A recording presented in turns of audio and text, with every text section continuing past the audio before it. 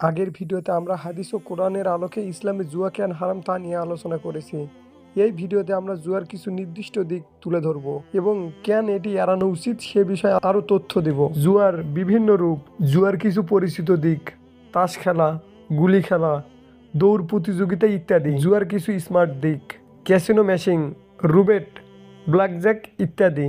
অনলাইনে জুয়া, ওয়েবসাইট এবং অ্যাপ্লিকেশনের মাধ্যমে জুয়া খেলা, যেমন কিছু চোখে দেখে কোনো নির্বাচনে বা কোনো খেলাধুলায় বা কোনো অন্যান্য ঘটনায় বাজি ধরা। জুয়া খেলার ক্ষতিকর প্রভাব, আর্থিক বিপর্যয়। জুয়া খেলোয়াড়রা প্রায়শই তাদের সব টাকা হারিয়ে ফেলে, ঋণে ডুবে যায় এবং এমনকি তাদের বাড়িঘর ও সম্পত্তি বিক্রি করতে বাধ্য হয়। পারিবারিক সমস্যা, জুয়া খেলা পারিবারিক বিবাদ, বিবাহ বিচ্ছেদ, এমনকি সহিংসতার দিকে নিয়ে যেতে পারে। মানসিক সুস্থতা, জুয়া খেলোয়াড়রা মানসিক অসুস্থতায় ভোগে এবং আত্মহত্যার ঝুঁকি বৃদ্ধি পায়।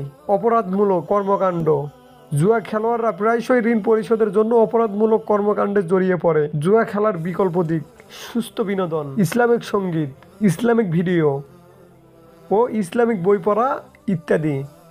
সামাজিক কার্যক্রম, বন্ধু ও পরিবারের সাথে সময় কাটানো, স্বেচ্ছাসেবক হিসেবে কাজ করা ইত্যাদি।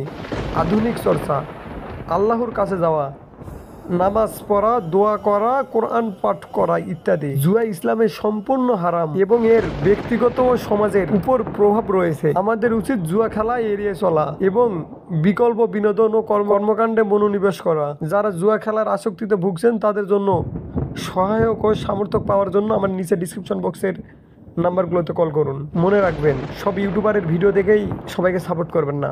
বিশেষভাবে অ্যাডভান্স গেমিং ক্যাসিনোকে খুব প্রমোট করে। ভাই অ্যাডভান্স গেমিং আপনাকে কিছু কথা বলে, ঠিক আছে?